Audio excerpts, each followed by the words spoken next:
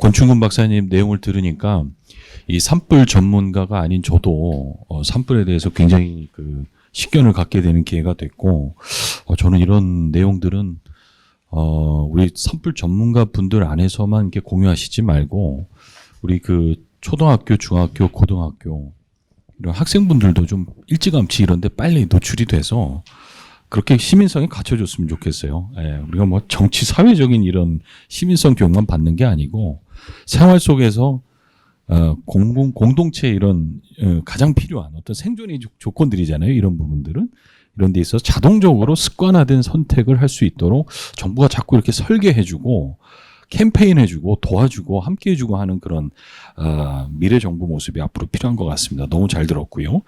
제가 간단하게만 요약해 보니까 이 자연 조건, 인위적 조건으로 잘 이제 정리해 주셨고, 보니 우리나라 이 산불 일으키는 여러 유형들이 이 간단하게 계량 통계로는 딱 설명하기 어려운 굉장히 그 점철되어 있는 복합적 구조인 것 같고, 한편으로는 또 다른 학계에 계신 분들도 이런 데이터를 한번 써서 보시면 어떨까 이런 생각도 들었어요. 가령 이제 행동경제학 하시는 분들도 한번 분석을 한번 맡겨보실 필요도 있을 것 같고, 심리학이나 아니면 사회학 하시는 분들도 이 데이터를 갖고 한번 좀 해석해 볼 수 있는 그런 초학제의 어떤 실험의 어떤 기회를 만들어 주시면 또 보지 못한 것들을 보실 수도 있지 않을까라는 생각도 또 들었고요. 오늘 이런 말씀 쭉 들으면서 역시 마지막에 우리 권 박사님께서 방점으로 찍어주신 건 부처 간에 이게 굉장히 공조가 중요하네요. 예, 뭐 기상청, 농림부, 국방부, 전 국방부도 여기 이렇게 협업할 수 있다라는 건 생각도 못했는데, 예, 우리 군인분들이 도와주시면 또 이게 실질적으로 행동 변화 일으킬 수 있는 지점에서 예, 원인들을 잘 이렇게 선별적으로 예방해 줄 수 있구나 이런 생각도 했고요. 뭐 환경부는 예, 당연히 굉장히 중요한 파트너라는 생각도 이제 들었습니다. 자, 오늘 지금 이 시간부터는 좀 오늘 참여해 주신 분들의 커멘트도 듣고요. 또는 좋은 또 아이디어가 있으시면 좀 협업 차원에서 나눠주시면 좋을 것 같아요. 제가 일방적으로 어떤 분을 탁 시키면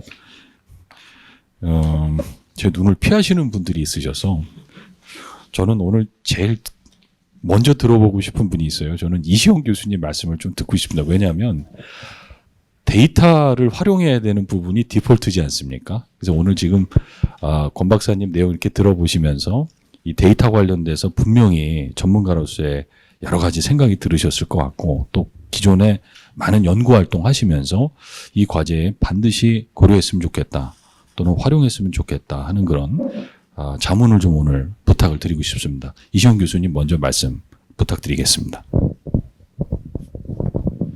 네,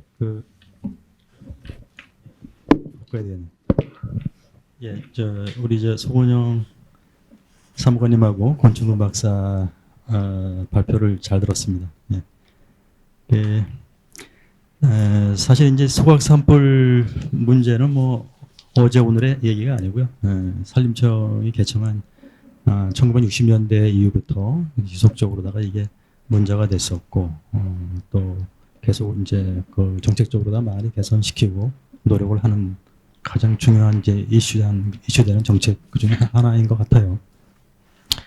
우선 이제 여기 질문사항에서 이제 빅데이터라는 부분들이 이제 우선 첫 번째 거론이 됐기 때문에, 또 발표 내용에서도 이제 우리 이제 권충근 박사가 또 얘기를 했기 때문에 제가 이제 하나 나름대로 이제 코멘트를 하나 드리면은, 우선 이제 빅데이터라는 거는 이제 많은 데이터들이 이제 누적되고 또 그 다양성이라든가 또 어떤 시공간성이라든가 뭐 그런 데이터들이 쭉 이렇게 있는 데이터를 우리가 어떻게 그 과거부터의 어떤 문제점을 반성을 하고 또 현재를 진단하고 또 그거를 어떻게 미래에 또 이거를 향후에 그 대응 방안을 세우느냐에 있어서 가장 중요한 어떤 이제 데이터라고 생각을 하고요. 근데 사실 이제 산불이 발생한다는 그 이제 기본적인 문제는 여러 가지 요인들이 이제 관계를 해요. 이제 예를 들어서 여기 이제 빅데이터에서 이제 여기 표현은 우리 권충근 박사가 이제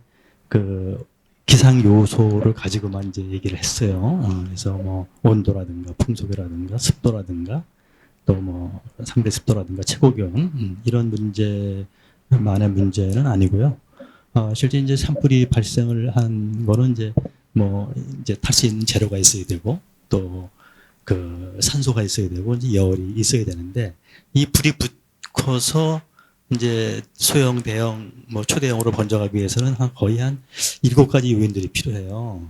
이게 이제 우선은 그 탈 수 있는 그 소재가 뭐냐, 연료가 뭐냐.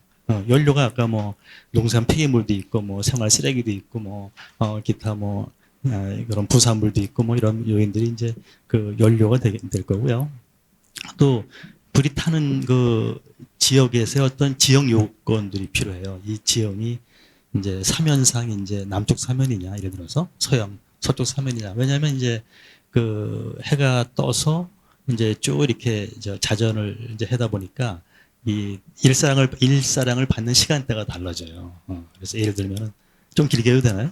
네. 그래서 이제 9시 정도가 이제 가장 많이, 동쪽에는 이제 서쪽, 남쪽에는 이제 한 12시 정도에 가장 태양빛을 많이 받고, 그 다음에 서쪽에는 이제 오후 한 3시 정도, 이렇게 해서 이렇게 회전하다 보니까, 그게 이제 그 시간대가 이제 아까 얘기한 뭐 11시부터 뭐 오후 한 5시, 그 사이가 이제 사람들이 활동하고 또 소각 산불이 많이 이루어지는 이제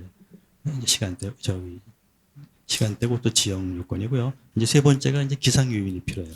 지금 이제 기상 요인은 뭐 여기 권충근 박사 얘기한 대로다가 뭐 온도, 습도, 뭐 그런 부분들 또 그런 조건에서도 그 초상 온도라는 게 있어요. 초상 온도. 그러니까 그 일반적인 온도가 아니라 풀의 온도입니다. 이렇게 지상에서. 그러니까 그게 이제 그 대기의 어떤 수분 조건을 얘기하는 게 아니라 그 지면에 있는 낙엽이라든가 초본유라든가 그 지피물에 대한 그 수분 조건을 얘기합니다. 온도 조건을. 그게 이제 바짝 건조해야지만 이제 불이 붙으시는 조건이 도달하기 때문에 그래서 이제 기상 요인이 필요하고 이제 네 번째가 이제 지역적으로 이게 달라요. 지역적으로. 우리나라 같은 경우는 이제 그 경도보다는 위도가 긴 나라잖아요. 그러니까 이게 이제 그 풀이 나는 시기가 저 남쪽부터 쭉 올라오잖아요. 여기 이제 뭐 충북도 오셨고 경북도 오셨고 경기도 오셨지만은 사실 이제 불 나는 시기별로 보면은 이제 남부권이죠. 영남이나 호남에는 주로 한 2월 정도가 이제 그 논밭동 수확들이 많고요. 그리고 이제 그 중부권 경우는 이제 뭐 경북이라든가 충청도 같은 경우에는 한 뭐 2, 3월 정도 이렇게 좀 올라오고 그다음에 이제 북부권이라 해서 이제 서울 경기권 하면은 이제 3, 4월로 또 3, 4월 달로 올라와요. 그러니까 그 시기가 이제 쭉 올라다 보니까 그 지역별 어떤 이제 그 특성이 있고요.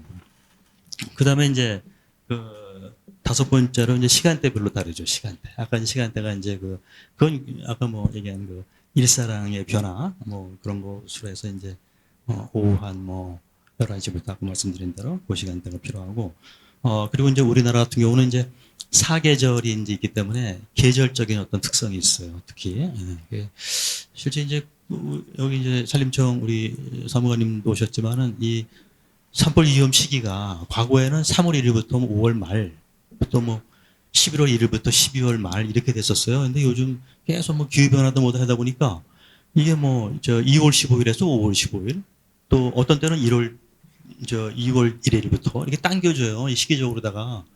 그리고 가을철 산불도 뭐 11월 1일부터 하는 게 아니라 이제 10월 달로 당겨져요. 이게 10월 뭐 20일, 10월 뭐 이렇게 당겨지다 보니까 그게 기후 변화에 따라서 시기적인 어떤 특성이 있다. 이런 게 이제 여섯 번째고 가장 중요한 특성 하나가 이제 사람에 대한 행동 특성이에요.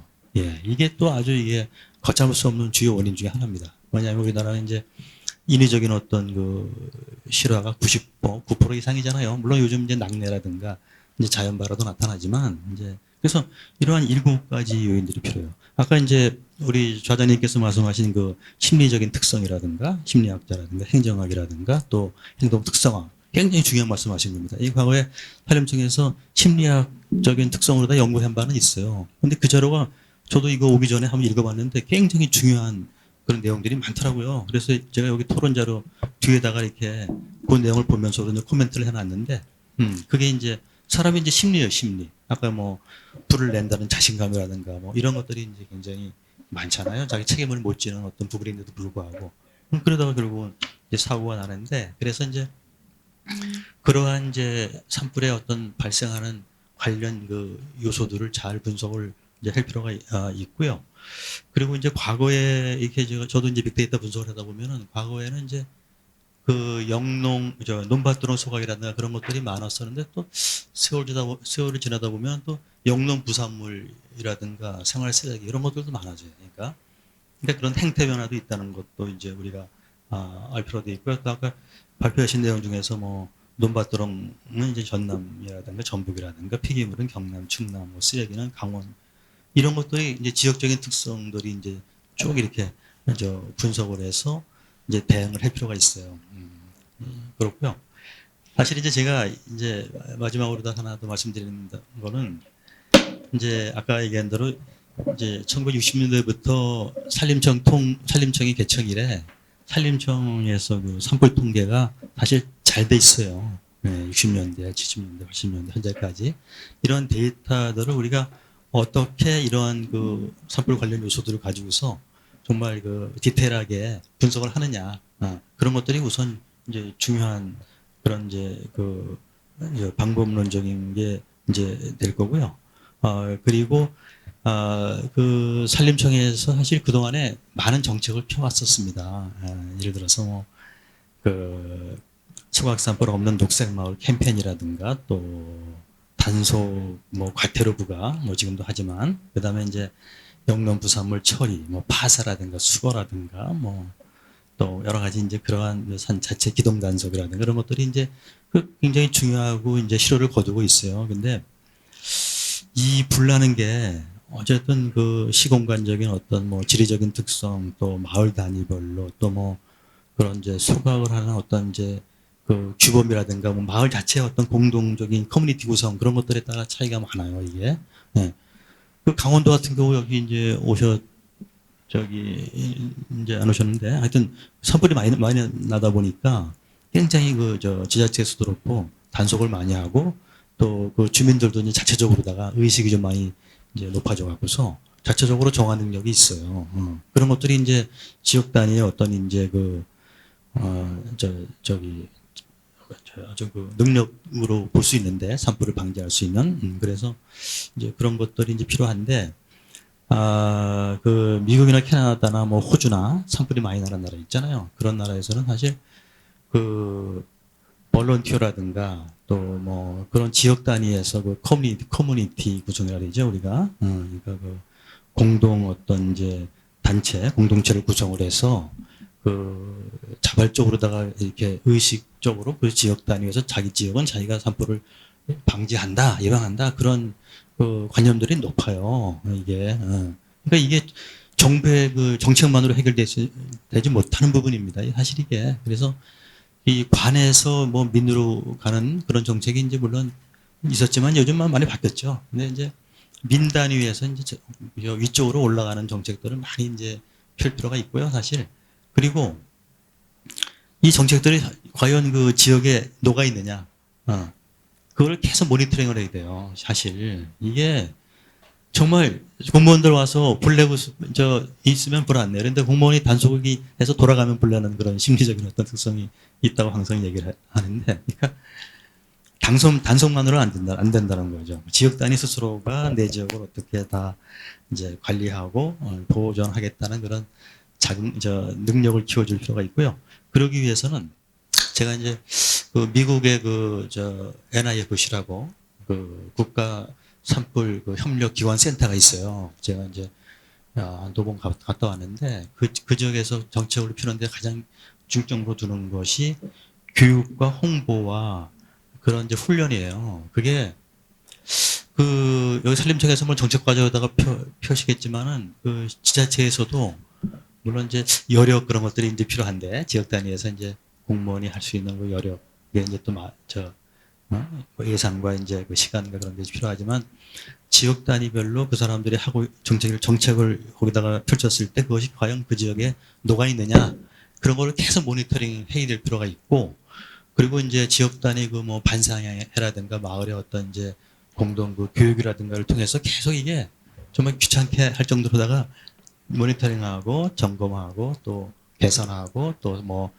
거기에 맞는 또 상도 주고 뭐 이렇게 이제 그런 것들이 계속 반복이 돼서 좀 지역 단위의 어떤 능력을 좀 많이 높여줄 필요가 있다 하는 게 제 생각입니다. 네, 이상입니다. 네. 중요한 말씀을 많이 주셨습니다. 좀 요약해 보니까 이 기후 변화나 삶의 어떤 이제 질적인 어떤 변화가 그냥 일어나 버렸죠. 그렇죠? 그런 상황에서 불가피하게 이제 수반되는 산불 관리에 또 예측 가능성이 떨어지는 부분, 그 다음에 대응하기 어려운 요인들이 이제 막 나타나는 거 말씀해 주셨고, 보니까 이제 그린 뉴딜 안에도 이런 부분들이 다 이제 녹아 들어갈 것 같아요. 그렇죠? 지금 논의되고 있는 현 정부에서. 그리고 데이터 과학 측면에서 중요한 말씀 주셨습니다. 지금 논의되고 있는 그 데이터 외에도 뭔가 좀 데이터의 종류, 양, 그리고 규모를 좀 키워서 이 과제를 좀 접근해 볼 필요가 있는 것 같습니다. 저희가 그 행동과학을 너무 강조하다 보니까 자연과학적인 측면에서 놓치고 있는 데이터도 있는 것 같아요. 오히려. 그래서 그런 부분도 좀 살펴봤으면 좋겠고, 마지막으로는 거버넌스 말씀 주셨네요. 그렇죠? 특히 커뮤니티 중심에 저도 100번 동의하는 그런 부분입니다. 모든 걸 정부가 다 정책으로 할 수 없고, 또 시민이 자발적으로 그들의 생태계에 주인의식을 갖고 시민성을 발휘해 주는 게 제일 좋죠. 이제 우리나라에, 그러니까 이제 국제사회에 그걸 보여줘야 되는 지금 단계까지 와버려서 이런 부분도 좀 잘 정리가, 커멘트로 잘 정리해 주신 것 같습니다. 저는 방과 교육 때 이런 거 했으면 좋겠어요. 학생들이. 예, 뭐 코딩 교육도 좋은데, 뭐, 안 가르쳐도 이제 잘 하거든요. 예, 저희 집 아들도 보면 유튜브로 뭐 이게 좀 가르쳐 준 적이 없는데 너무 잘해요. 근데 이런 거를 좀 이렇게 시뮬레이션 스터디로 이렇게 만들어서 뭐 일주일에 한 번 정도 아니면 뭐 한 달에 뭐 한 번 정도 해서 지역에서 이렇게 방과후 수업으로 학생들이 좀 재밌게 롤플레잉으로 데이터도 좀 써보고요. 산림청에서 데이터도 좀 주시고 또 교수님 강의도 해주시고 또 공무원분들이 좀 맛있는 빵도 좀 사주시고 이렇게 해서 좀 이렇게 재밌게 지역 단위에 축제로도 갈 수 있는 정도의 좀 에듀테인먼트라고 그러죠. 그런 것들을. 그래서 공무원분들과 지역 주민들과 또 이런 전문 기술을 갖고 계신 분들이 이런 현장에서 행동 변화 일으킬 수 있는 교육, 홍보, 훈련이 이루어졌으면 좋겠습니다. 제가 이시영 교수님 말씀 듣고 바로 연결해 드리고 싶은 분이 산림청 금시훈 사무관님이세요. 왜냐하면 살아있는 화석이라고 하시더라고요. 이 산림 방지, 이 산불 방지 정책의 역사라고 하시는데 이 데이터 과학자의 말씀 이제 들었고요. 좀 반대로 정책 이 과학에 있어서 최고봉이라고 이제 자타가 이제 공인을 하시나. 그래서 저는 금시훈 사무관님 그동안 현업에서 굉장히 많이 이 사건 사고들을 보셨을 텐데 또 처리를 하셨을 텐데 좀 필요한 말씀 우리 이 교수님 말씀에 이어서 더해 주시면 좋겠습니다. 오늘은 이 과제에 대해 질문하러 오는 자리입니까? 아니면 이 과제에 토론하러 오는 자리예요? 저는 질문하러 오는 자리인 줄 알고 이렇게. 그래서 아니요. 예. 몇 가지 제가 산불과에 있으면서도 이렇게 과학원하고는 약간 좀 이렇게 다른 관점들 많이 가졌었던 거는 뭐 교수님도 아실 거고 그죠? 이렇게 정책으로 하는 거하고 이렇게 연구자들이 연구하는 거하고의 이렇게 좀 관점들은 많이 다릅니다. 그건 기본으로 이렇게 서로 깔아야 되는 거고, 뭐 이렇게 반박하거나 그런 건 아닙니다. 기본은 좀 그렇다는 건 좀 이해를 해 주시고요. 빅데이터 부분에 있어가지고, 산불에 대한 빅데이터가 상당히 좀 잘 짜여져 있다고 생각하고 이렇게 말씀하셨지만은 제가 볼 때는 산불 데이터들이 완벽하지 않기 때문에 지금 현재 이런 상황이 온 거거든요. 실질적으로 산불이 발생했을 때 정확하게 태웠던 물질들이 무엇이고 어느 위치에서 태웠고 어느 정도까지 갔었고 이런 것들이 정확하게 나와야만이 그날의 일기 조건들하고 맞춰가지고 이런 것들을 이러한 상황에서는 이런 식으로 발전이 된다 하는 것 알 수가 있는데 이쪽이 일선 지하철에서도 오셨지만은 실질적으로 작은 산불은 다 깔아먹은 게잖아요. 그죠? 엄청난 숫자들이 없어져 버립니다. 그리고 좀 규모가 커졌을 때만이 이렇게 산림청에 헬기가 가거나 이런 상황일 때에 데이터들만 오다 보니까는 우리가 일상적으로 벌어지고 있는 산불 상황이 돼갖고 실질적으로 빅데이터가 거의 없어요. 어느 정도 규모가 큰 것들만 오다 보니까는 데이터들이 상당히 왜곡될 수 있는 것들이고, 지금 현재 소각 산불 비중이 많이 늘어났다라고 이렇게 말씀하시는 게 제가 볼 때는 두 가지 원인이거든요. 첫 번째는 신고 시스템이에요. 과거에는 신고를 해도 어디에서 났는지를 다 깔아뭉개버리고 한참 뒤에 왔는데 지금은 신고가 바로바로 이루어진다는 거. 그거는 물론 또 소방하고 협업도 있습니다. 소방이 직접적으로 지금 가게 되니까는 그게 이제 소방하고 산림행정하고 통계를 어느 정도 맞춰 들어가는 과정에서 이런 것들이 나오는 거고, 또 하나의 문제는 일선에서 소각 산불이라고 원인을 갖다가 규명을 했을 때는 그 누가 불 냈는지를 갖다가 반드시 잡아야 돼요.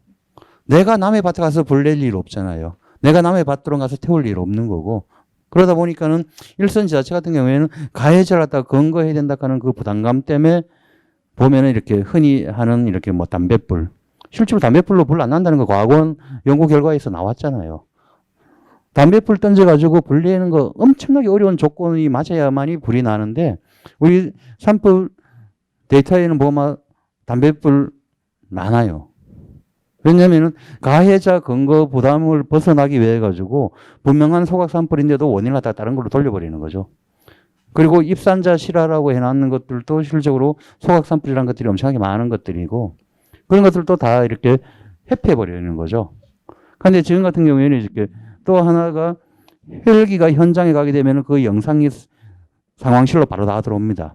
과거에는 그냥 무선으로만 하다 보니까는 실질적으로 정확한 산불 위치가 어딘지 상황실에서 몰라요. 그러다 보니까는 이거는 분명하게 뭐 부산물이든 쓰레기든 소각인데도 불구하고 다른 원인으로 가버렸는데, 지금은 영상으로 바로 보니까는 그 위치에 누가 가서 그런 걸 하겠냐고. 가다 보니까 이렇게 원인들이 점점 이렇게 또 상세하게 밝혀지다 보니까는 데이터라는 부분들이 어떻게 보면 더 신뢰성 있는 데이터들이 들어올 수 있는 거고, 앞으로 아마 산불 발생 건수가 제가 생각할 때는 계속적으로 늘어날 겁니다.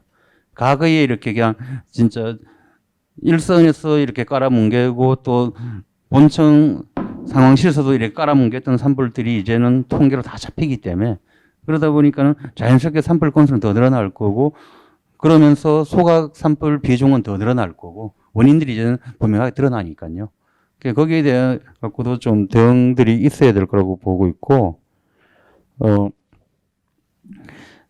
지금 이 과제를 해결하려고 하면은 어차피 소각 산불에 대해 가지고 어떻게 할 거냐에 대한 부분들, 소각 자체를 갖다가 없게 할 거냐, 아니면 소각을 안전하게 할 거냐, 소각 장소를 갖다가 다른 위치로 옮길 거냐, 이런 걸 하기 위해서도 정확한 빅데이터들이 이런 것들이 나와야 되는 거거든요. 이렇게 어떠한 것을 태웠고 그것이 태운 위치가 어디고 또 어떠한 상태일 때 태웠는지, 이렇게 좀 전에 권충근 박사님께서 그 과거의 빅데이터 이렇게 쭉 분석해갖고 보여주셨는데, 그게 조금 더 우리가 과거에 이미 아마 4, 50년 전에 지금은 20년 전 거까지 데이터를 갖고 분석을 하셨던데, 저도 4년간 그 상황 보면서 그걸 다 정확히 다 기입 안 했거든요. 그죠?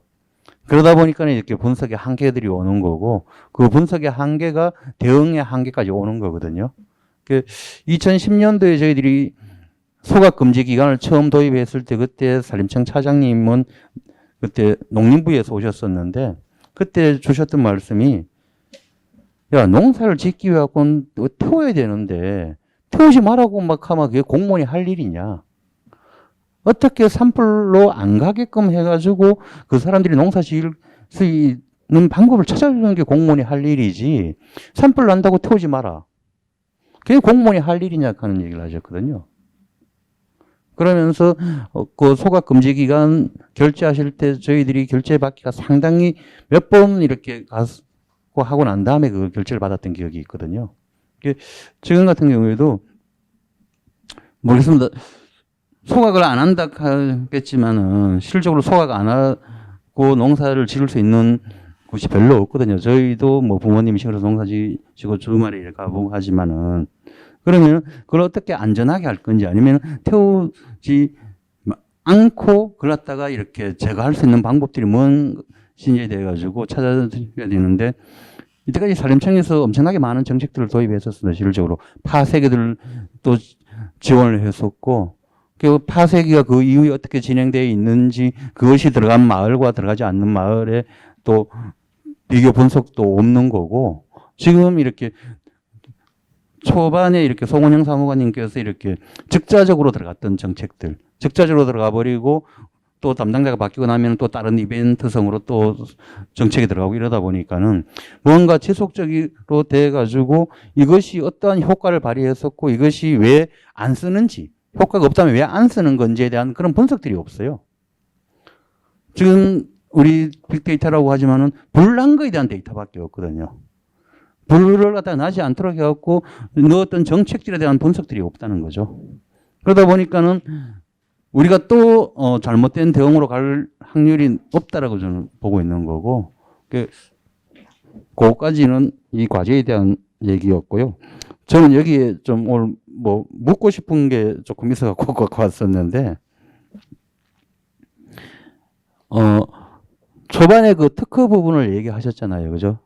특허 부분을 얘기하셨는데 오늘 그러면은 이번 이 과제를 하면서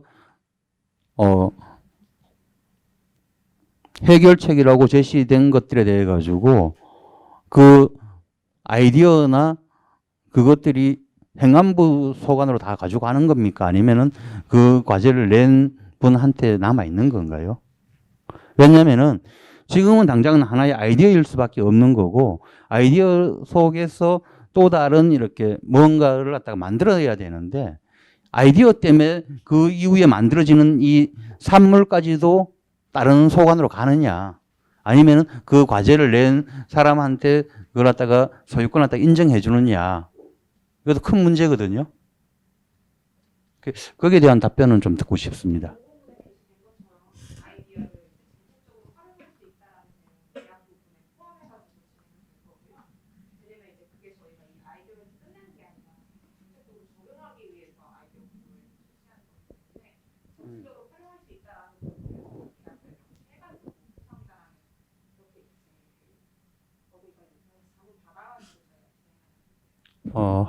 예, 그거는 봤었는데 만약에 이 과제를 하면서 낸 사람이 어떠한 기구를 만들어야 되잖아요, 그죠? 이 기구란 것들이 만들어지게 되면은 이것이 엄청난 수량만큼 생산이 되고 판매가 되어야 되는 건데 그렇다면 이 부분에 대한 지분도 과제 제출자한테는 없어지는 건가요?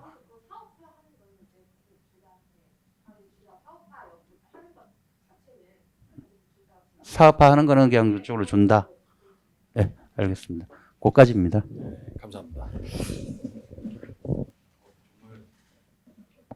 살아 있으시네요, 코멘트가. 예, 아주 생생하고 예, 아주 예, 부드러운 그 말씀 속에 아주 예, 날카로운 지적도 있었고요. 보니까 신념이나 관습이나 관성에 의해서 지금 우리나라 데이터 거버넌스나 데이터 시스템 이런 부분들이 이제 좀 한번 리폼이 돼야 되긴 돼야 될 것 같아요. 예, 우리가 데이터를 가지고 일하는 아직 그 공직 문화는 아직 성숙한 단계는 아닌 것 같아요. 우리가 정책을 위해서 데이터를 만들 때는 있는데 데이터 갖고 정책 만드는 부분들은 이제 이런 과제에서 이런 커멘트를 통해서 한번 여실히 한번 이제 드러나는 것 같습니다. 뭐 하면 되죠, 이제부터. 그렇죠? 예. 데이터 왜곡 때문에 지금 어쩌면 이 과제에서 갖고 있는 이 데이터가 문제 해결에 도움을 못 줄 수도 있겠다. 이 커멘트는 오늘 가장 중요한 레슨 같아요. 그래서 오늘 답을 낼 수는 없겠지만 이 커멘트에 대한 굉장히 깊은 고민과 또 반복적인 그 협업에 대한 논의가 좀 필요할 것 같습니다.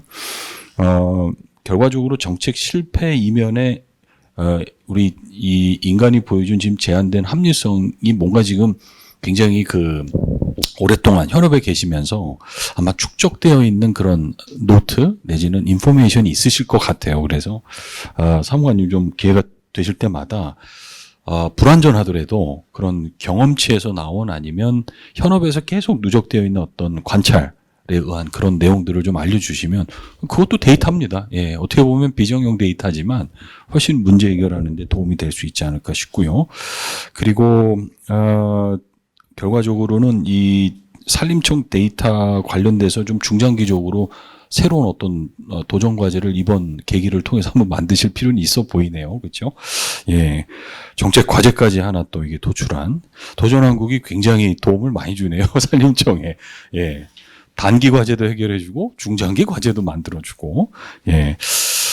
감사합니다. 그러면 이어서 그냥 바로 갈게요. 왜냐하면 그 데이터 관련돼서 좀 얘기가 나왔기 때문에 요 부분은 좀 일단락을 줬으면 좋겠어요. 듣고 요 데이터 얘기를 한 번 더 듣고 그 다음엔 지자체에서 오신 분들의 좀 로컬 거버넌스 관련된 얘기도 좀 들어볼 필요가 있는 것 같습니다. 오늘 제가 특별히 오늘 이 행사에 좀 참석해 주는데 굉장히 바쁘세요. 왜냐하면 이 K 방역에 있어서 성공 사례를 갖고 계신 전문가세요, 전문가. 예, 정보화진흥원의 공공데이터 기획팀에 이제 신신의 팀장님이 오셨는데 실제로 그 마스크 공공 마스크 맵 있죠, 맵 관련돼서 성과 사례를 만드시는데 큰 역할을 해주셨는데 오늘 조금 다른 앵글에서 이걸 아마 보실 수 있지 않았을까 싶기도 해요. 왜냐하면 워낙 이제 국가 전체의 데이터를 공공 데이터죠, 그렇죠? 공공 데이터를 갖고 다양한 사례 개발, 또 컨설팅, 또 국가의 여러 가지 정책 설계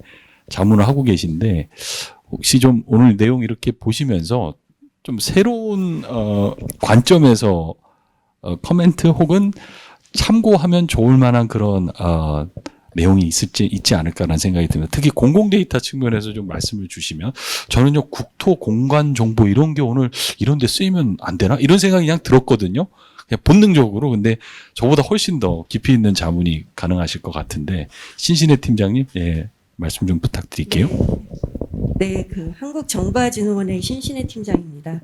오늘은 저는 이제 도전한국 과제도 저희 팀에서 좀 지원을 하고 있어서 지원하는 자리로서 와가 이렇게 갑자기 마이크를 주셔서 좀 당황스러운데요.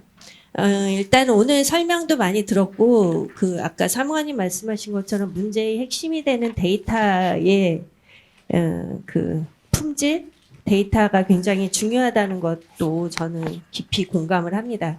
근데 이제 그동안은 아마 이 산불이나 소각 산불 관련된 데이터들이 일단 산림청 내에서만 활용이 되다 보니까 그 활용에 아마 제한이 있었을 것 같습니다. 근데 이번에도 저희가 이제 그 공적 마스크 제도 운영하면서 실은 마스크와 관련된 정보가 이 국민한테 알려지지 않아서 혼란이 있다가 이걸 데이터로 개방하면서 이 혼란을 한 거의 일주일 만에 잠재우는 효과를 얻었는데요. 그때 개방할 때도 굉장히 저희가 장애 요인이 많았습니다. 그 현장에 있는 이제 약사나 이런 판매처에서 이런 데이터들이 제때제때 제때제때 입력을 하는 이제 준비가 되어 있지가 않았습니다. 아무래도 이제 젊은 약사들은 제때제때 입력을 하겠지만 연세가 있는 분들은 그게 입력하기가 힘들고 그 다음에 번호표를 배부하고 나중에 오라고 하기도 하고 그 다음에 중복 구매를 제대로 체크 못하고 저녁에 그냥 그냥 수기로 입력했다가 쓰기도 하고 이런 관행이 있어서 이제 그 데이터 개방에 굉장히 거부감이 있었습니다. 그래서 초반에는 저희 원으로 거의 하루에 300통, 400통이 넘는 약사님들 항의 전화도 받고 했는데 이게 개방이 되고 국민들이 쓰이고 그러다 보면서 현장과 안 맞다 보니까 이제 이게 문제 인식이 공유가 되고 그러다 보니 이제 판매처에서도 이제 그 원래 정해진 절차대로 판매를 하기 시작했고 그러면서 이제 데이터가 맞아갔거든요. 맞아가기 시작했습니다. 그래서 실은 이런 도전한국 과제에서 여기서 문제가 다 한 번에 해결될 수 있는 쉬운 문제는 아닙니다.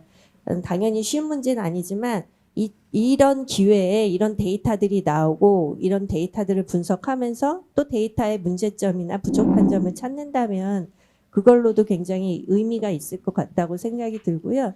두 번째는 이제 아까 산림과학원에서도 이제 이런 걸 갖고 이제 예보제를 하시는 거를 이제 설명을 들었는데 굉장히 의미 있는 시도이긴 한데 그 예보자가 이제 현장까지 도달할 수 있는 그런 그 채널 채널이 있을까라는 생각을 좀 잠깐 저도 이제 궁금증이 있었습니다. 그래서 이런 각 지역의 채널, 각 지역까지 이런 예보제가 도달이 되고 그거에 따라서 어떤 행동의 변화를 일으키게끔 하기 위한 어떤 방법, 기술들 이런 것들이 같이 접목이 되면 그러니까 공적 마스크 데이터들을 많은 시민 개발자들이 만들어서 현장에 적용할 수 있게 하는 다양한 아이디어가 나왔듯이 그런 이게 좀 활성화가 되는 것도 좀 필요하지 않을까라는 생각도 들고요.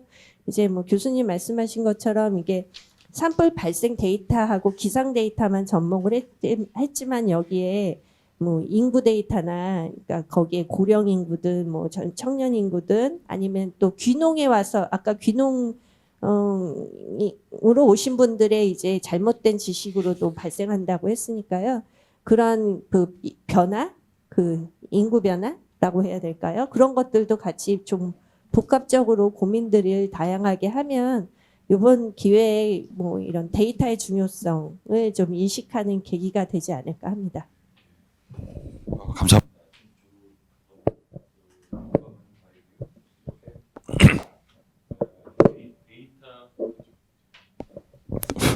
데이터를 통해서 정책을 만들고 공공 서비스를 이제 설계하는 그런 부분들에 있어서 오늘 중요한 그럼 계속 해야 될 일인 것 같아요. 이번에 뭐 한번 요 이벤트 과제로 끝나는 게 아니고 결과적으로 뭐 우리 행안부 분들의 그 정부 혁신 종합 추진 계획에도 보면 일하는 방식의 변화 이 부분이 되게 중요한 지금 목표 도메인으로 설정되어 있는데 이런 지점이 바로 일하는 방식의 변화의 가장 중요한 단계인 것 같아요. 데이터를 지금 새롭게 거버넌스를 새롭게 구축해야 되는 문제 그리고 저는 그 K-방역이나 요즘 코로나 관련돼서 한국 정부가 보여주고 있는 이 여러 혁신 사례들이 당장 외국에 지금 전달하는 건 둘째치고 우리나라 안에 있는 분들이 잘 이걸 복기를 해서 우리 삶의 현장에서 좀 적용해서 개선해야 될 부분들이 많은 것 같아요. 보니까 뭐 데이터 입력할 때 민간 참여를 하기 위한 그 일주일 동안에 굉장히 많은 어려움들이 있으셨을 것 같고 또 그걸 풀어내신 혁신 성과가 있었을 텐데 만약에 이 과제에서도 이 과업을 수행하실 때 데이터를 활용해서 실제로 코로나를 이렇게 이겨나가고 있는 한국 사회에 좀 뭔가 굉장히 중요한 그 원리들이나 작동 기제들이 있을 거예요. 그런 부분들도 한번 응용해 보시면 어떨까라는 생각도 좀 들었습니다. 자, 그럼 이제부터 좀 짧게나마 그래도 먼 길 오셨어요. 지자체 경북에서도 오시고 충북에서도 오시고 경기에서도 오셨습니다. 오늘 우리 권충근 박사님 자료에 보면 조금 이 경북하고 경남은 아니 그 대체 이렇게 부울경 이렇게 부르는데 부산 울산은 괜찮네요. 근데 경북은 어쩌다가 이렇게 어려운 상황을 자주 보셨는가 해서 좀 지자체 입장에서요. 특히 오늘 과제에 좀 꼭 좀 유념했으면 좋겠다 하는 말씀 좀 나눠주시면 좋겠습니다. 네, 경상북도의 김규입니다.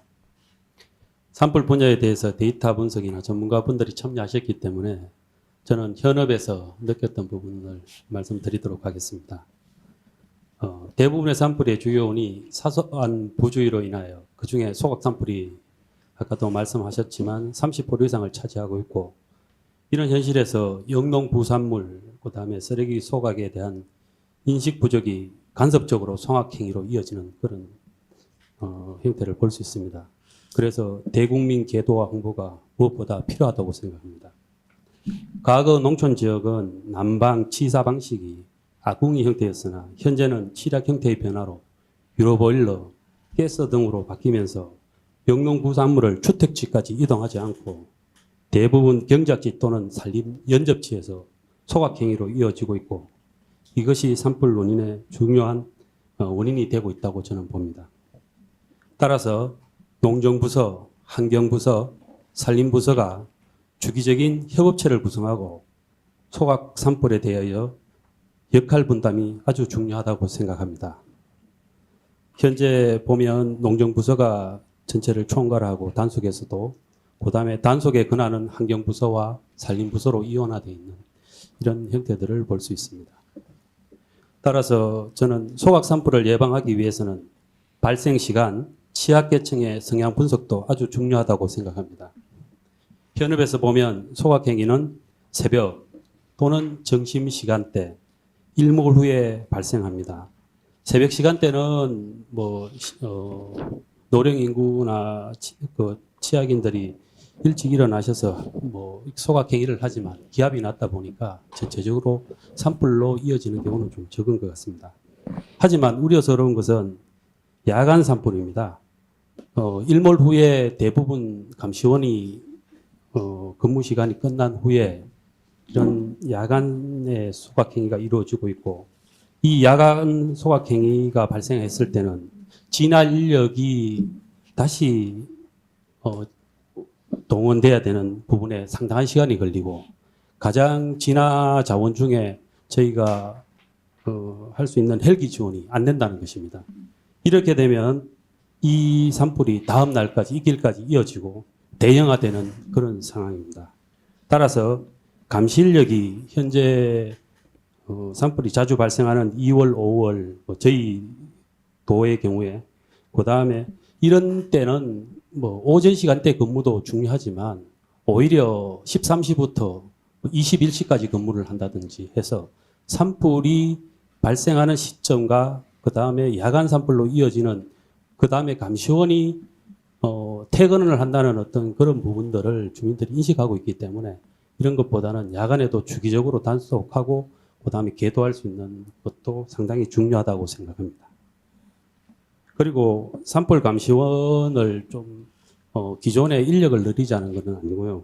감시원들에 대해서는 강우시 또는 산불 위험이 낮은 때에는 취약계층이라든지 고령층들을 대상으로 해서 경로당이나 취약인들과 친구 맺기를 한다거나 1대1 아니면은 마을 단위로 그 책임제를 해서 그렇게 산불 감시를 하지 않는 기간에도 조금 더 이런 유기적으로 접근할 수 있는 부분도 중요하다고 생각합니다.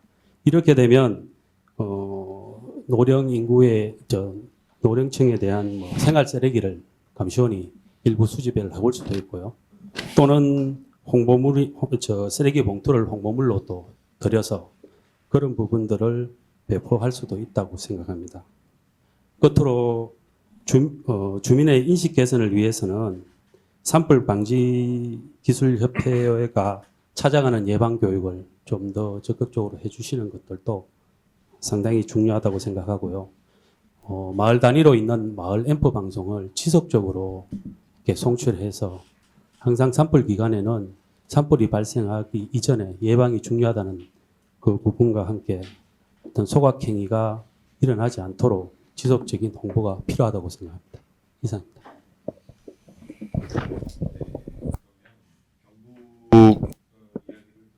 그럼 이어서 바로 충북 이야기도 같이 한번 들어보겠습니다. 예, 저 충북 현재 산불 업무를 맡고 있는 박수찬입니다. 저는 현장에 있는 얘기를 좀 하려는데요. 아까 말씀하신 전체적인 데이터 관련돼서 그걸 정책 방향에 이렇게 하려는 그런 입장보다는 저희들이 이제 현업에서 할 수 있고 현재 하고, 그리고 그에 대한 저희들 건의사항 비슷한 거를 이렇게 좀 말씀을 좀 드리는 방향으로 하겠습니다. 저는 아까 산림청이 사무관님이 말씀하신 데이터에 대한 신빙성을 그걸 먼저 말씀드리면, 제가 20년 전에 군에서 산불 업무를 보다가 지금 이제 올해 금년도에 또 다시 산불 업무를 봤는데요.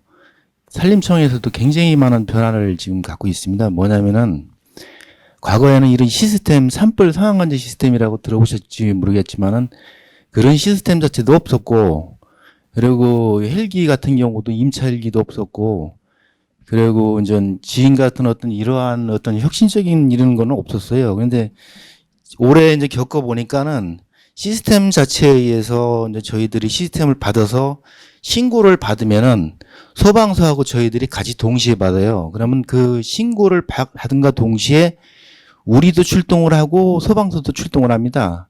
그러면 이제 아무래도 소방서가 빠를 거 아니에요. 그러면 이제 그거를 현장에 가서 신고가 떨어진 거는 무조건 갑니다. 가기 때문에 그 신고된 것이 산불로다가 잡느냐 안 잡느냐는 사실은 우리가 결정하는 게 아니라 소방서 소방에 가신 그 화재 조사관이라고 있어요. 그분이 이제 판단을 해서 저희들하고 협의를 하는 거지. 현재 그래서 이제 산불에 대한 어떤 원인이나 이런 것을 과거보다는 현재가 좀 더 그래도 신빙성이 있고 정확하다고 이렇게 보시면 된다고 저는 생각되고요. 그거를 임의적으로 바꾸거나 뭐 하는 거는 거의 요새 힘듭니다. 뭐 산불인데 뭐 산불을 안 잡는다 뭐 이런 거는 대신에 이런 건 있어요. 뭐냐면은 우리가 임야라 하는 거하고 대지, 전답, 하천, 국어라는 게 있어요. 그러면 그 범위에 대한 지목에 대한 이런 차이를 보면은 산으로 올라가서 확실하게 산불로 다 진화된 거하고 전답 대지, 국어, 사면에 대해서 산불이 나왔고 그게 사실은 산불이라는 게 그쪽에서는 산불이라 하지만은 저희들이 볼 때는 산불이 아니거든요. 산은 어쨌거나 산림 내에서 이루어지는 걸 산불이라고 이렇게 정의를 보고서 조사관하고 이제 협의를 합니다. 이제 그거를 이제 먼저 우선 얘기 드리고 이제 시작을 하겠습니다. 저희들이 이제 산림청에서 이제 추진하고 있는 아까도 말씀하셨지만 녹색마을 참여율 제고라는 게 그게 왜 중요하냐면은 시골에 계신 분들 서약서를 받는 건데요. 그러면 이제 서약서를 받을 때 마을 이장이 동네 사람들을 모아놓든지 아니면은 개별 호호를 방문해서 그 하나하나 그렇게 설명을 해나가는 그 과정이 중요합니다. 그래서 저희들도 참여율이 이제 녹색마을 하는 게 충청북도 올해 금년도 30%밖에 안 되는데 그거를 뭐 90%까지 끌어올려서 전 국민들이 그것에 대한 어떤 인식도를 좀 제고하는 게 중요하다고 보고요. 그리고 금년도에 제가 농촌지역 불법 소각 합동 점검 운영 지침을 요걸 제가 수십 번을 좀 읽어봤어요. 왜 그러냐면은 금년도에 1월 21일 날 농림부하고 환경부하고 산림청하고 합동으로다가 그거를 이제 지침을 만들어서 내려왔는데 저희들은 도에서 환경정책과하고 국장님실에서 요구하고 상의를 좀 많이 했어요. 농정과하고 왜 상의를 했느냐?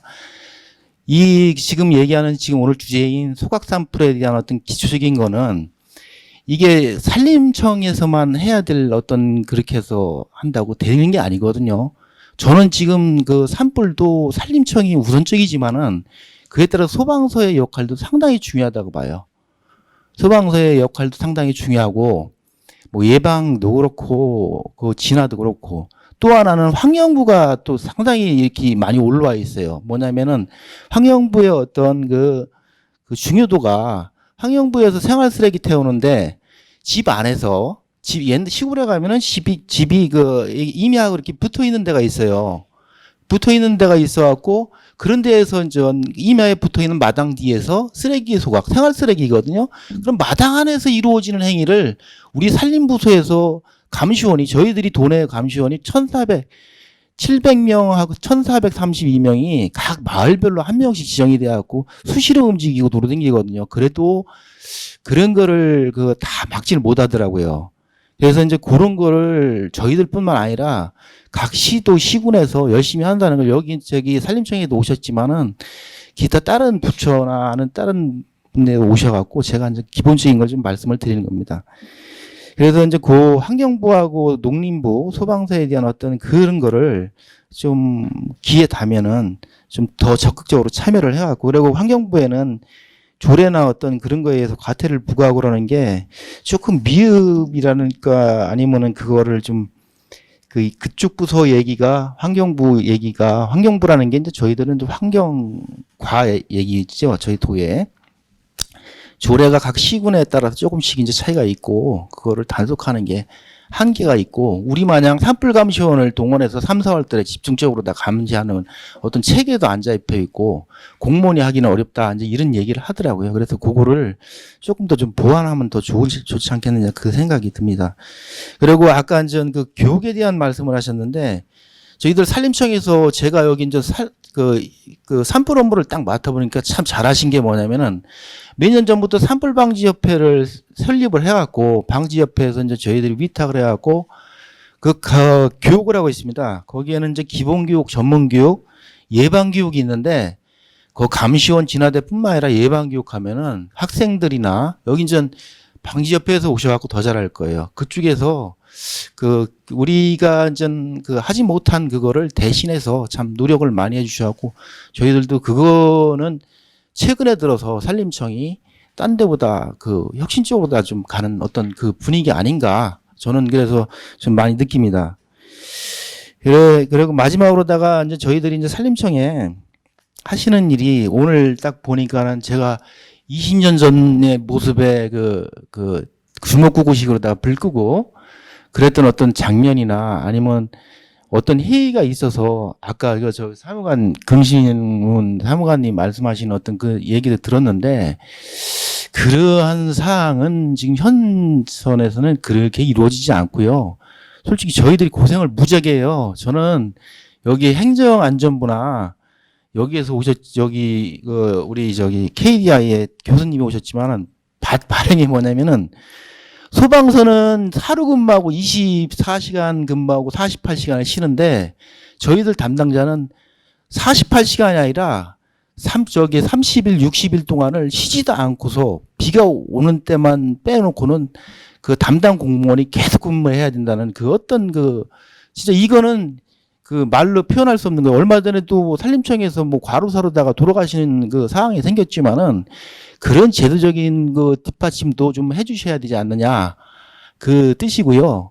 그리고 우리 도내 특히 시군의 일선 시군에서 근무하는 사람들 밤에도 신고가 그럼 새벽까지 쫓아가고 아침 새벽에 또 나오면 또 쫓아가고 이런 그 심정을 오신 분들이 좀 한번 이해해 줬으면 좋겠다 하는 그 심정입니다. 고맙습니다.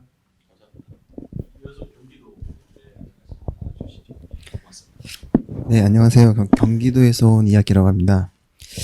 저희는 이제 그 산불에 대해서 다른 지역과 약간 특성이 약간 틀린데요.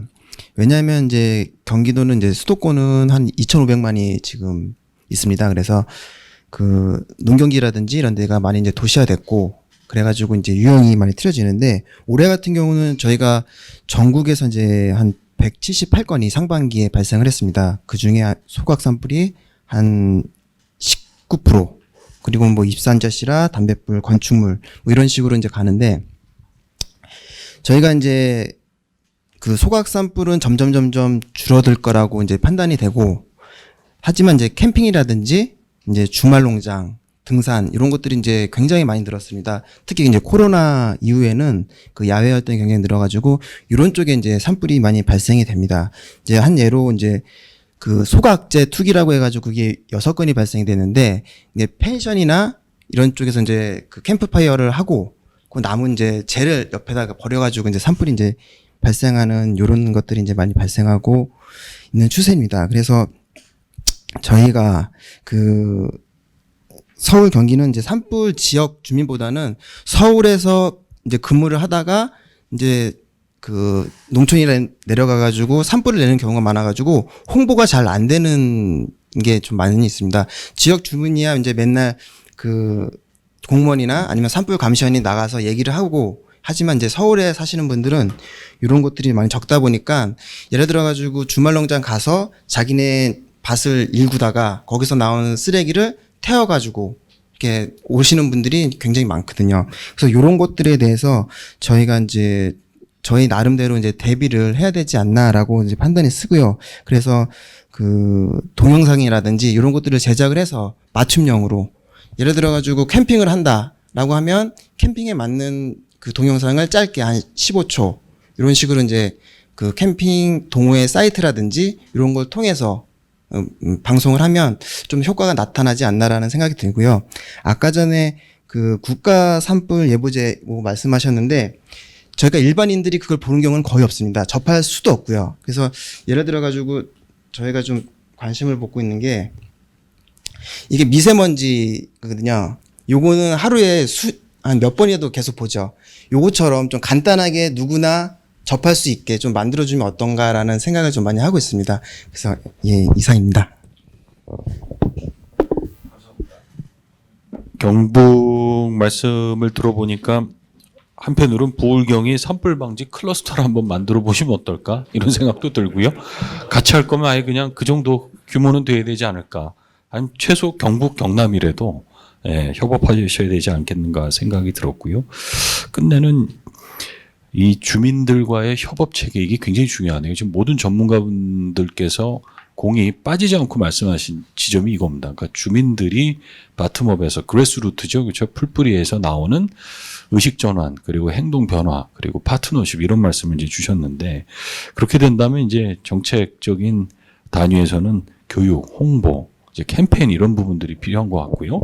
그런 차원에서 경기도에서 오신 우리 공무원분께서는 중요한 사례를 주셨네요. 그렇죠? 행동이 나타날 수 있는 변화가 나타날 수 있는 지점에 ICT나 아니면 디지털 기술을 통해서 컨텐츠화된 메시지를 갖고 그런 행동 변화를 좀 예방할 수 있는, 그러니까 산불을 일으킬 수 있는 행동을 예방할 수 있는 부분들 사례로 좀 소개를 해주셨고 이번 과정에도 그런 부분들이 좀 고민되면 좋겠습니다. 그러니까 어떤 행동에 어떤 변화를 줄 수 있는 일종의 뭐 미디어, 컨텐츠, 그렇죠? 그 다음에 어플리케이션 서비스들이 같이 고민되면 상당히 효과적이겠다 이런 생각도 들었고 우리 충북에서 오신 우리 공무원분께는 죄송합니다. KDI는 그런 힘이 없습니다. 그래서 기재부 과장님께는 말씀드릴 수 있지만 그분도 해결하실 수가 없을 거예요. 소방서는 죄송합니다.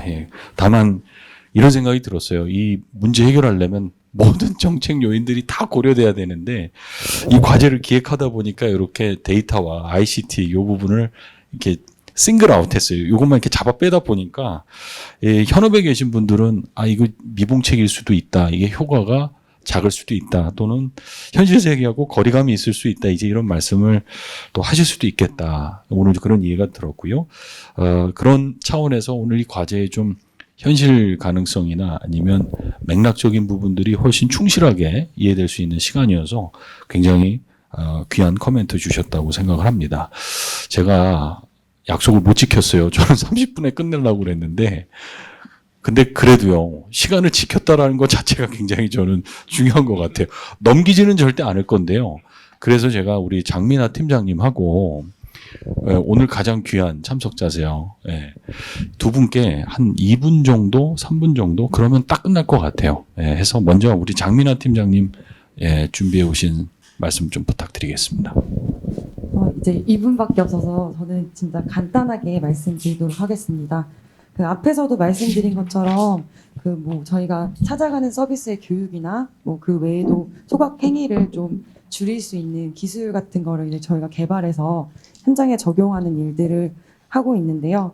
그래서 이번 도전 한국 과제에서는 이제 가장 핵심적인 기술이라고 하는 것이 뭐 아까 말씀해주신 것처럼 이제 ICT 기술이 많이 개발이 됐잖아요. 그래서 뭐 사물 인터넷, 클라우드, 뭐 아까 같이 모바일 이런 것들이 많이 개발이 되어 있기 때문에 이제 이러한 기술과 소각행위가 어떻게 이루어지는지에 대한 빅데이터 이 두 가지를 결합을 해가지고 이제 현장에서 어떻게 이거를 정보를 제공할 수 있는 기술이나 또 이제 그 외에도 이제 교육에 대한 기술이 되겠죠. 어떻게 효과적으로 교육을 할 수 있는지 뭐 이런 기술 또 여기에 플러스로 소각행위가 이루어지면은 이걸 어떻게 조기 발견할 수 있는지 등과 같은 이제 현장에서 좀 활용도가 높은 기술들을 중점적으로 해서 많은 아이디어를 내어주시면은 또 이게 정책적으로 반영돼서 좀 현장에 잘 보급이 돼서 소각산불이 좀 줄지 않을까라고 생각이 듭니다. 저는 이렇게 간단하게 말씀드리도록 하겠습니다.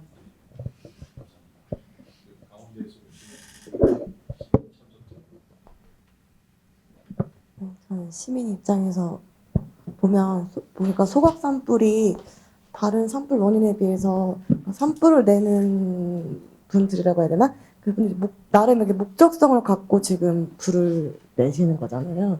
이게 산불로 이어지다 아닌데 목적성에 따라서 내시는 거라서 인식 개선이 가장 필요할 것 같은데 보면 기술은 계속 지금 발전하고 있는데 이거를 지금 뭐 소각하시는 뭐 어르신분들이나 아니면 뭐 쓰레기를 태우는 사람들 이거를 어떻게 활용하고 있는지가 사실 궁금하거든요. 기술을 발전하고 있는데 이분들이 정말 핸드폰이나 뭐 이렇게 어떤 기기를 사용해서 뭐 소각 징후 예보제나 이런 거를 확인을 하실 수 있는지 어르신들이 그걸 뭐 매일 확인하시기도 힘들 것 같고 그걸 누가 이렇게 전달하시는 분이 뭐 계시긴 하겠지만 그런 전달 방법이나 아니면 뭐 아무튼 어르신들이 좀 이걸 적용할 수 있는 방안이 좀 더 구체적으로 나왔으면 좋겠고, 아까 제가 그 발표 자료 보다가 이렇게 포스터 같은 걸 봤는데, 보통 산림 주변, 산림 연접 지역 이렇게 적혀 있는데, 산림 인접지나 아니면 뭐 취약 지역에 대한 정의나 아니면 그런 거에 구체적인 범위를 좀 정해서 그걸 국민들이 좀 알 수 있게 하면 어떨까 싶습니다. 뭐 예를 들면 뭐 캐나다의 스마트 매뉴얼이라든지 뭐 미국의 파이어 스마트 같은 경우는 이제 개개인이 주변의 그 산불 위험으로부터 뭐 개인의 생명, 뭐 재산, 산림을 이제 지키기 위해서 스스로가 이제 그 매뉴얼을 보고 국가에서 배포한 매뉴얼을 보고 그 체크해서 이제 얼마나 내 집 주변이 위험한지 이렇게 알 수 있는 그런 매뉴얼들이 되어 있어요. 근데 뭐 아까 경기도 공무원께서 말씀하신 것처럼 뭐 경기도나 뭐 서울 같은 경우도 캠핑 인구가 늘고 있잖아요. 그리고 뭐 펜션도 되게 많은데 그런 거에 대해서도 좀 뭐 펜션 주인이라든지 아니면 뭐 캠핑장 주인이라든지 그 운영하시는 분들이 내 주변에 설립할 때 그 이격거리라고 해야 되나? 그런 거 좀 산정하는 데 있어서 기준이 좀 있었으면 좋겠습니다. 네. 이상. 일반 시민이 아니셨습니다. 많은 동안 마스크 쓰고 계셔가지고 전문가로 참석하신 것 같습니다. 감사합니다. 예, 디지털 포용 이 문제 중요하죠, 그렇죠? 항상 ICT 처방할 때 방법론으로 쓸 때 수용자가 그거 쓸 수 있는 역량이 있냐, 인프라가 있냐, 준비가 되어 있냐 이런 것도 고려해야겠고 필히 또 그런 걸 습관적으로 쓸 수 있게 계속 또 코칭해줘야 되잖아요. 그러니까 정부가 앞으로 할 일이 정말 많은 것 같아요. 근데 이런 부분들이 좀 미래에 정부에 계속 요구받는 그런 이제 미션인 것 같습니다. 정리하겠습니다. 오늘 귀한 말씀 주셔서 감사합니다. 과제에 실현 가능성과 적시성을 높일 수 있는 커멘트가 있었고요. 또 질문도 있었고 이 과제에서 해결할 수 없지만 중장기적으로 풀어야 되는 과제 특히 송원영 사무관님은 잘 노트해 두시고 현업에서 반드시 우리 금시훈 사무관님도 좀 이런 중장기적으로 풀어야 될 과제도 해결해 주셨으면 좋겠고요. 결과적으로는 이 과제는 데이터와 ICT를 써서 문제 해결하는 부분에 대답해야 됩니다. 그래서 그 문제를 보다 좀 실현 가능성 있게 고민하기 위해서 오늘 주셨던 코멘트들 반영했으면 좋겠고요. 그런 과정에서 부처 간 협업 그리고 민간과 협업할 수 있는 방법론도 이 과제의 중요한 전략 체계로 잘 통합됐으면 좋겠습니다. 마지막으로 행동 변화를 위한 교육과 홍보, 캠페인 전략도 고민이 됐으면 좋겠습니다. 끝으로 만들어지면 경북, 충북, 경기에서 한번 실험을 해봤으면 좋겠어요. 파일럿 테스트. 혹은 중간중간에 정말 이 정책의 수요자라는 아니면 소비자라는 관점에서 한번 봐주셨으면 좋겠어요. 이런 내용이 경북에서는 이렇게 하면 잘 될 것 같다. 또 충북에서도 그러면 좀 맞춤형의 과제가 되지 않을까라는 생각도 들었습니다. 오늘 귀한 시간 내주셔서 감사하고요. 계속 관심과 지도 편달을 구하겠습니다. 감사합니다.